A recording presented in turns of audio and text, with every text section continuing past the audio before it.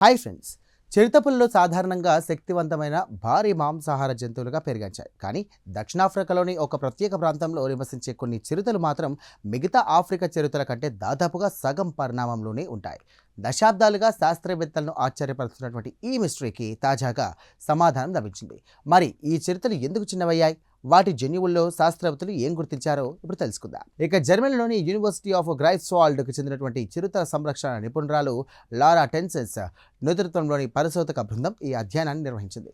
దక్షిణాఫ్రికాలోని Cape floristic regional ప్రాంతంలో నివసించే చిరుతల పూర్తి జన్యు క్రమాన్ని పరిశీలించి ఈ నిర్ధారణకు వచ్చారు. ఇక వీరి అధ్యయన వ్యాసం ది కన్వర్జేషన్లో ప్రచురితమైంది.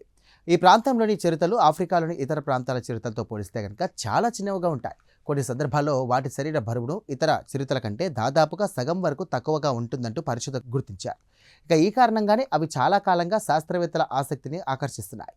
ఇక ఈ అధ్యయనంలో పరిశోధకులు చిరుతల మొత్తం జన్యుక్రమాన్ని విశ్లేషించారు. దాదాపుగా 2.57 బిలియన్ DNA బేస్ జంటలు, అలాగే 19,000కు పైగా జన్యువులను పరిశీలించి ఇతర ఆఫ్రికన్ చిరుతలతో పోల్చారు. దీంతో కేఫ్ ప్రాంత చిరుతలు జన్యుపరంగా ప్రత్యేక సమూహంగా మారిపోయినట్టుగా గుర్తించారు.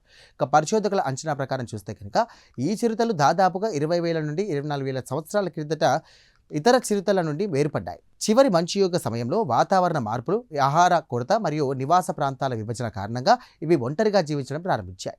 ఇక అధ్యయనంలో మరో ఆసక్తికర విషయం కూడా బయటపడింది. అదేంటంటే ఈ చిరుతల్లో శరీర పరిణామం, కండరాల నిర్మాణం, ఎముకల అభివృద్ధి, శక్తి వినియోగానికి సంబంధించినటువంటి దాదాపు 90 జన్యువులు ప్రత్యేకంగా ఉన్నట్టుగా గుర్తించారు. అంటే కేవలం ఇవి వేరుపడడం వల్ల చిన్నవలేదు, తన పరిసరాలను అనుగుణంగా క్రమంగా పరిణామం చెందాయంటూ కూడా శాస్త్రవేత్తలు చెప్తున్నారు. ఇక కేఫ్ ప్రాంతంలో పెద్ద జంతువులు తక్కువగా ఉండడంతో ఈ చిరుతలు ప్రధానంగా పరిణామం గల జంతువులనే వేటపడతాయి. ఇక రాక్ హైరాక్స్, క్లింప్ స్పింగర్స్, అలాగే కైఫ్ గ్రైస్బోక్ వంటి చిన్న చిరుతలను వీటి ఆహారంగా ఉంటాయి.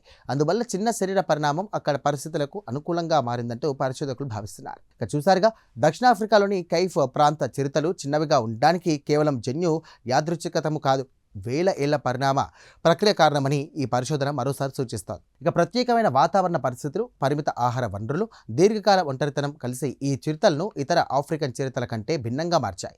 ఈ అధ్యయనం చిరుతల సంరక్షణకు కూడా కీలకమైన సమాచారాన్ని అందిస్తోందంటూ పరిశోధకులు చెబుతున్నారు. ఇక ఈ ప్రత్యేక కథనంపై మీ అభిప్రాయాలను కామెంట్ ద్వారా తెలియజేయండి. వీడియో నచ్చితే కనుక లైక్ చేయండి. వెంటనే మా ఛానల్ను సబ్స్క్రైబ్ చేసుకోండి.